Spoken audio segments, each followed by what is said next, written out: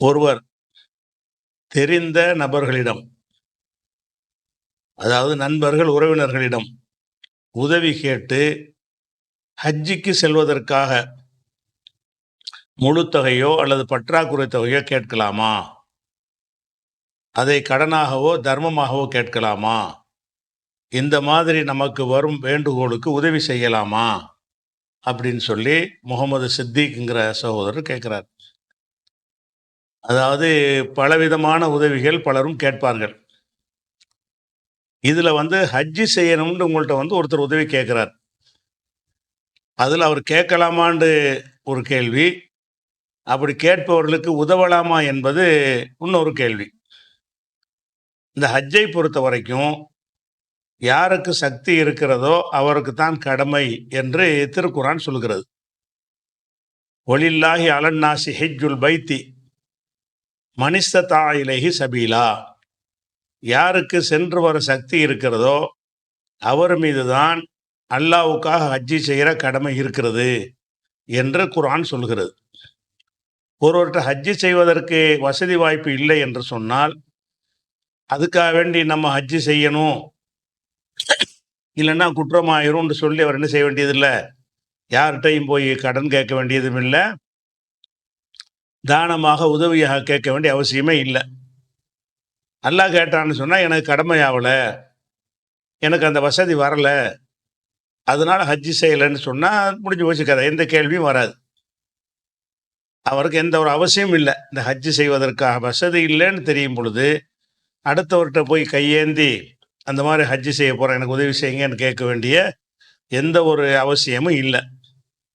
அதே நேரத்தில் ஒருத்தர் இப்படி கேட்குறார், ஆசைப்படுறார், வசதி இல்லாட்டா கூட அந்த காபா ஆலயத்தை பார்க்கணும், அல்லாஹ்வுடைய அத்தாட்சிகள்லாம் அங்கே இருக்குது, அதெல்லாம் பார்க்கணும், அந்த வரலாற்று நிகழ்வுகள்லாம் பார்க்கணும், அங்கே செய்கிற இபாதத்தெல்லாம் நம்ம செய்யணும்னு ஒருத்தர் ஆசைப்படுவார்ல. வசதி இல்லாட்டா கூட அதை நம்மளும் போய் எப்படியாவது அந்த பாக்கியம் நமக்கு கிடைக்கணும் என்று ஆசைப்படுவார். அப்படி ஆசைப்பட்டு உதவி கேட்டு வந்தால் உதவி செய்யலாமா என்றால் செய்யலாம். செய்யலாங்கிறதுக்கு என்ன ஆதாரம்னு கேட்டால், முஸ்னத் அஹ்மதுங்கிற நூலில் 17,939வது ஹதீஸாக நம்பகமான அறிவிப்பாளர்களை கொண்டு அறிவிக்கிற ஹதீஸ் இருக்கிறது.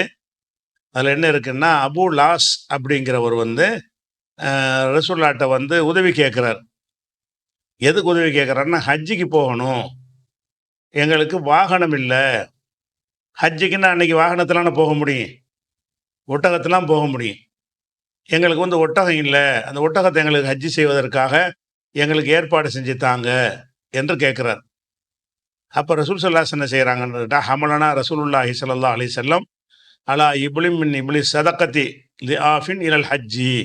ஹஜ்ஜி செய்வதற்காக வேண்டி ஒரு பலவீனமான ஒட்டகங்கள், நோஞ்சான் ஒட்டகங்கள் என்று சிலது இருந்திருக்குது. அந்த ஒட்டகத்தில் ரசூல் ஸல்லல்லாஹு அலைஹி வஸல்லம் அவர்கள் எங்களை ஏற்றி அனுப்பினார்கள். இது என்ன நோஞ்சானா இருக்குது, இதில் எப்படி போகிறதுன்னு கேட்கும் பொழுது, அதெல்லாம் நல்லபடியாக போகும்னு சொல்லி ரசூலுல்லாஹ் அனுப்பி வச்சாங்கன்னு வருது. அப்போ நபி ஸல்லல்லாஹு அலைஹி வஸல்லம் என்ன சொல்லலை, உனக்கு வசதி இல்லை, உனக்கு வாகனம் கிடையாது, உனக்கு ஹஜ்ஜி செய்யலைன்னா அல்லாஹ் கேட்க மாட்டான், நீ எதுக்காக வேண்டி ஹஜ்ஜி கேட்க வர்ற, நீ சம்பாரித்து வசதி வந்தவனு செய்யி என்று சொல்லலை. அப்போ என்ன செய்கிறாங்கன்னா, அவங்க உதவி செய்கிறாங்க, ஹஜ்ஜிக்கு தானே ஆசைப்படுறீங்களே போயிட்டு வா அப்படின்னு சொல்லி நபி ஸல்லல்லாஹு அலைஹி வஸல்லம் அவர்கள் அவருக்கு உதவி செய்தார்கள் என்கிற ஒரு ஹதீஸ் இருக்கிறது. இதன் அடிப்படையில் ஒருத்தர் ஏழையாகவே இருந்தால் கூட அவர் என்ன செய்யலான்னு கேட்டால், நம்ம கடமை இல்லை தான், இருந்தாலும் அதை பார்க்கணுன்ற ஆசை எல்லாருக்கும் இருக்க தான் செய்யும்.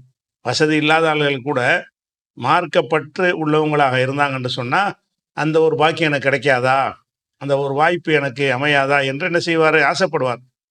அந்த ஆசைப்பட்டு என்ன செய்யலான்னு கேட்டால், அடுத்தவங்கள்ட்ட உதவி கேட்கலாம். ஆனால் அந்த உதவி கடனாக கேட்கக்கூடாது. கடனாக இவர் வசதி இல்லாமல் இருக்கிறார், கடனாக கொடுத்துட்டு அதை நிறைவேற்ற முடியாமல் போட்டால் குற்றவாளி ஆயிடுவார். அப்போ இந்த மாதிரி கடன் வாங்கின ஆட்களுக்கு ஜனாசா தொழுகை கூட ரசூலுல்லாஹ் அணிஞ்சிருக்காங்க, மறுத்து இருக்கிறாங்க. அப்போ கடன் வாங்காத ஒரு நிலையில தான் ஒரு மனுஷன் இப்போ ஹஜ்ஜிக்குன்னு வாங்கிட்டீங்கன்னா எப்படி கொடுப்பீங்க? உங்கள்கிட்ட வசதி இல்லாத காரணத்தினால தான் அந்த அடுத்தவள்கிட்ட கேட்குற நிலைமையில் இருக்கிறீங்க. அப்போ கடன் வாங்கி செய்கிறது என்பது ஒரு சுமையை நம்ம தலையில் சுமக்கிற மாதிரி வருகிறது. அப்படி இல்லாம தர்மமா கேளுங்க, உதவியா கேளுங்க. கடனா கேட்கக்கூடாது. கடனா கேட்டீங்கன்னு சொன்னா, அது ஹஜ்ஜுக்கு போயிட்டு வந்து மூத்தா போயிட்டாருன்னு சொன்னா என்னவாகும்? அந்த கடனாளிக்கு நம்முடைய இபாதத்துல அவருக்கு போய் சேர்ந்துரும். ரசூல் ஸல்லல்லாஹு அலைஹி வஸல்லம் ஜனாஸா தொழுகை மறுத்ததுக்கு அதான் காரணம். அப்படி இருக்கிறதுனால, ஹஜ்ஜுக்கு வந்து உதவி செய்றது வந்து சும்மா உதவி கேளுங்க. தர்மத்த கேளுங்க. வந்து ஜக்காத்துல கூட கேளுங்க. அல்லாஹ்வுடைய பாதை தான. அல்லாஹ்வுடைய பாதையில செலவழிக்கலாம்னு இருக்கிறது. அல்லாஹ்வுடைய பாதை என்பது எல்லா விதமான நல்லறங்களையும் எடுத்துக்கொள்ளும். அதனால அப்படி கேட்டாருன்னா, நீங்க அதிலிருந்தும் குடுக்கலாம். அல்லது அவர் கேட்கவும் செய்யணும். வேற கூடுதலான ஜக்காத் அல்லாத நிதியில இருந்து கூட என்ன செய்யலாம்? குடுக்கலாம். அன்பளிப்பா குடுக்கலாம். பலவிதமாக நீங்க குடுக்கலாம். குடுக்கிறது தப்புன்னு சொன்னா ஒரு ஆதாரம் வேணும்ல. ரசூல் ஸல்லல்லாஹு அலைஹி வஸல்லம் குடுத்த ஒன்றை வந்து நம்ம எப்படி தப்புன்னு சொல்றது? அதே நேரத்தில நீங்க வந்து ஒரு ஆய்வு செஞ்சுக்கிறணும். என்ன ஆய்வுன்னு கேட்டா, ஒருத்தர் ஹஜ்ஜுக்கு போறதுக்காக கேட்கிறார். உங்கள்ட்ட ஒரு அவருக்கு ஹஜ்ஜுக்கு குடுக்குற அளவுக்கு உதவி இருக்கிறது. ஆனால், அதை விட முக்கியமான தேவைக்காக வேண்டி, அடிப்படைக்காக வேண்டி, ஒரு மருத்துவத்துக்காக வேண்டி இன்னொருத்தர் வந்து கேட்கிறார். இப்ப நீங்க எதுக்கு முன்னுரிமை குடுக்கணும்? அவருக்கு உயிர் காக்கும் ஒரு விஷயத்துக்காக கேட்கிறாரு. 2 பேரும் குடுக்க இருந்தா 2 பேரும் குடுத்துட்டு போங்க. ஒரு ஆளுக்கு தான் குடுக்க இயலும் இருக்கும் என்று சொன்னால், உங்கள்ட்ட அந்த அளவுக்கு தான் நிதி இருக்கிறது என்று சொன்னால், நீங்க தேர்ந்தெடுக்கும்போது என்ன செய்யலாம்? அவர் குடுக்கிறது கூடும் தான். அத விட முக்கியமான தேவை ஒண்ணு இருக்குதே. அவர் ஹஜ்ஜு செய்யாட்டி அல்லாஹ் கேட்க மாட்டான் அவர. வசதி இல்லாத ஆள. இவர் வைத்தியம் செய்யாட்டி அவர் செத்து போயிருவாரு. அப்படியான சில விஷயங்கள் இருக்கும். சில காரியங்கள் இருக்கும். அந்த மாரி காரியங்களா இருக்கும் என்று சொன்னால், நம்ம என்ன செய்யலாம்னா, இதுக்கு முன்னுரிமை குடுக்காம அது குடுத்துக்கிரலாம். இல்லன்னா நான் அதுக்கு தான் குடுப்பேன்னு குடுத்தாலும் குற்றம் வராது. நீங்க குடுக்க வேண்டியது தான் குடுக்குறீங்க. மார்க்கத்தில தடுத்த ஒரு விஷயத்த குடுக்கல.